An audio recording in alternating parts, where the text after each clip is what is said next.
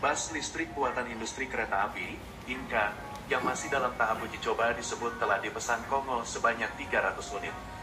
Bus ini bagian dari proyek Inka di Kongo terkait transportasi komuter.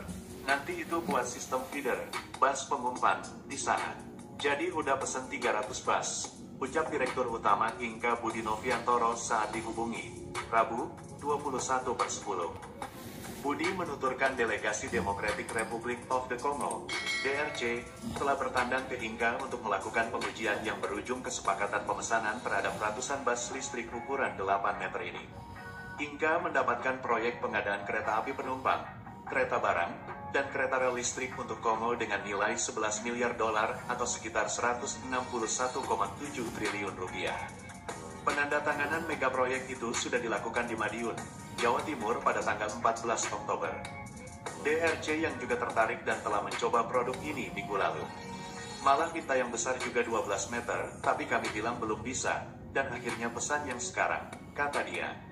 Karena sudah terikat dengan Kongo, Budi bilang pihaknya akan terlebih dahulu memprioritaskan itu. Baru setelahnya bus tersebut akan dikonsentrasikan pada pasar domestik. Ini memang kami prioritaskan dulu untuk masyarakat Kongo, karena kami sudah kontrak kemarin.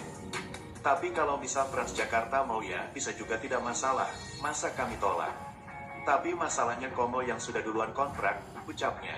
Budi mengatakan pihaknya kini sedang mengebut segala urusan legalitas dan uji coba bus ini agar secepatnya dapat diproduksi massal.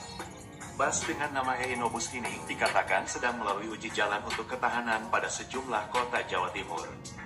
Bus ini juga sudah lulus uji dengan mendapatkan sertifikat uji tipe (SUT) dari Kementerian Perhubungan, Kemenhub. Dalam membangun bus ini, Inka bekerja sama dengan perusahaan Taiwan Tromhe dan perusahaan karoseri lokal asal Malang, Jawa Timur, Pialamas. Bus listrik tidak menghasilkan emisi yang berbahaya bagi lingkungan dan udara. Ini membantu dalam mengurangi polusi udara dan menjaga kualitas udara yang lebih baik. Biaya operasional bus listrik jauh lebih murah daripada bus konvensional karena hanya membutuhkan pengisian daya listrik.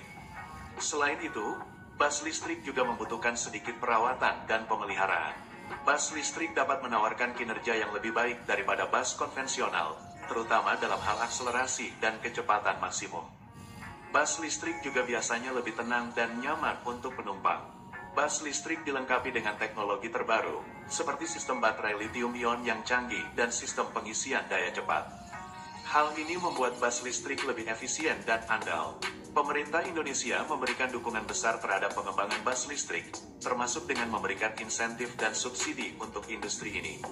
Ini akan membantu dalam meningkatkan produksi dan penggunaan bus listrik di seluruh Indonesia. Pengembangan dan produksi bus listrik di Indonesia dapat mendorong pertumbuhan industri di negara ini, termasuk industri baterai, sistem pengisian daya, dan teknologi terkait lainnya. Ini juga dapat menciptakan lapangan kerja baru di sektor ini.